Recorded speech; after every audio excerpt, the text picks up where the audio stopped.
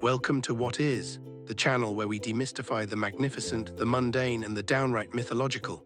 Today we're diving headfirst into the chaotic, cunning, and often downright hilarious world of figures who laugh in the face of order, dance on the grave of tradition, and basically break all the rules, and we mean all of them. We're talking about trickster gods. You know that feeling, the one where you see a perfectly good, well-established rule and just think, what if I didn't? Maybe it's turning right on red when you shouldn't, or eating breakfast for dinner. Well, imagine that impulse, but dial it up to 11, give it divine power, a penchant for shapeshifting, and an often questionable moral compass. Congratulations, you've just conceptualized a trickster god. So what exactly is a trickster god? At their core, they are boundary crossers. They refuse to be confined by the neat categories of good or evil, creator or destroyer, hero or villain. Instead, they comfortably exist in the messy, exciting, and often inconvenient space in between. They are often intelligent, cunning, and charismatic, but equally prone to impulsiveness, vanity, and a truly impressive capacity for making a cosmic mess. They're the wild card in the divine deck, the glitch in the grand design, and the perpetual thorn in the side of anyone trying to maintain order. Think of them as the cosmic equivalent of that one friend who always suggests doing something completely ridiculous, but somehow it usually ends up being an unforgettable experience. But why do they do it? Why do these powerful beings dedicate their existence to constant disruption? Is it just for shits and giggles? Well, sometimes yes. They do enjoy a good prank, especially if it involves humiliating a stuffy deity or two. But their rule-breaking isn't just arbitrary mischief. It serves a profound, albeit often unconscious, purpose within the mythological framework of cultures across the globe. Firstly, they are agents of change. In many creation myths, the world started out either too perfect, too static, or just plain unfinished. It took a trickster to shake things up. By challenging existing norms, mocking authority, or simply causing chaos, they force evolution. They create friction, and sometimes it's friction that sparks new ideas, new ways of living, or even new physical laws of the universe. Without the trickster, things might just stagnate. Imagine a universe where everything just is forever. Sounds pretty boring, right? The trickster spices it up, even if it means turning a god into a goat for a few centuries. Secondly, tricksters expose hypocrisy and highlight the arbitrary nature of rules.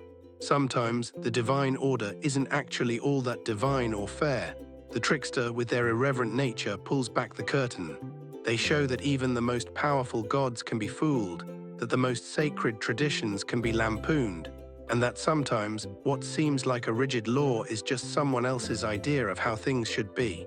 They are the ultimate cosmic critics, holding up a mirror to the divine status quo, often with a mischievous twinkle in their eye. And thirdly, they often pave the way for humanity. Many trickster myths involve them stealing vital components of civilization, fire, knowledge, and language from the gods, and gifting them to mortals. They often represent a kind of primal, untamed wisdom that exists outside of structured morality. They remind us that creativity often blossoms in rebellion, and that sometimes you have to break a few cosmic eggs to make a cosmic omelette. Now, let's meet some of the greatest rule breakers in the mythological Hall of Fame. You can't talk about tricksters without talking about Loki from Norse mythology. He is perhaps the poster child for the divine delinquent. The literal god of mischief, lies, and shapeshifting, Loki is a being of pure, unpredictable chaos. He's not purely evil. He often helps the Aesir gods out of binds, but usually only after he's the one who got them into the bind in the first place.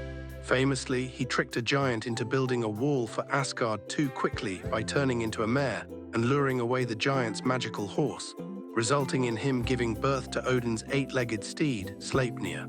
Yes, you heard that right, he literally birthed a horse. Try explaining that to your kids. Loki's trickery can be both petty and profoundly significant.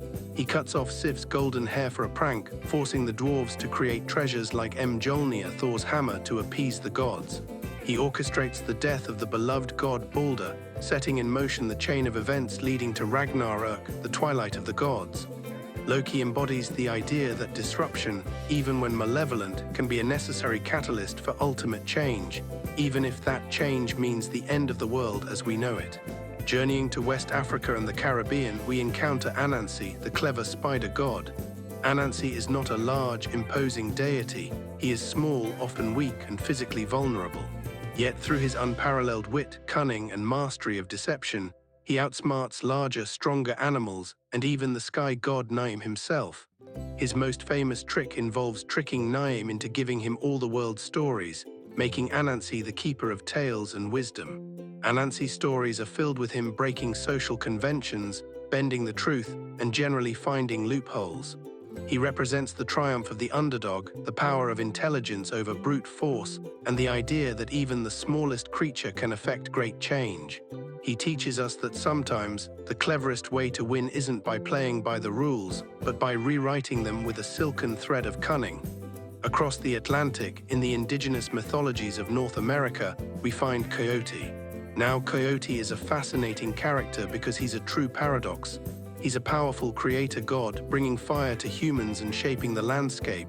But he's also a buffoon, a lecher, a glutton, and incredibly vain. He's a sacred trickster whose actions often lead to both beneficial and disastrous outcomes.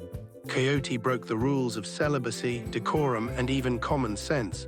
He brought both good things, like the stars and the seasons, and bad things, like death and mosquitoes. His stories often serve as cautionary tales, illustrating the consequences of arrogance, impatience, and greed. He teaches through both positive and negative examples, embodying the idea that wisdom can be found even in foolishness, and that the world is a complex tapestry woven with both order and chaos, often by the same mischievous hand. Finally, we have Eshu or Legba from the Yoruba and Vodun traditions. Eshu is the divine messenger, the god of crossroads, communication, and destiny. He stands at the threshold between the human and divine worlds, opening and closing paths. But Eshu is also a profound trickster, deliberately creating confusion and testing humanity's resolve. Eshu's rule-breaking isn't about maliciousness, it's about balance and movement. If things become too static, too predictable, Eshu will stir the pot. He might sow discord between friends to force them to reevaluate their relationship, or introduce an unexpected challenge to create an opportunity for growth. He delights in ambiguity, in the shades of grey, and in reminding everyone that divine truth is rarely simple. His tricks are often designed to make you think, to adapt, and to ultimately understand the interconnectedness of all things. You might not like his methods, but you can't argue with the results. So why do these fascinating, frustrating, and often fabulous figures continue to capture our imaginations across millennia and cultures? Because tricksters serve as a vital psychological and social function. They are the safety valve in the collective consciousness, allowing for the questioning of authority and the exploration of taboo subjects. They give voice to our own rebellious urges, our desire for change, and our capacity for both incredible ingenuity and spectacular self-sabotage.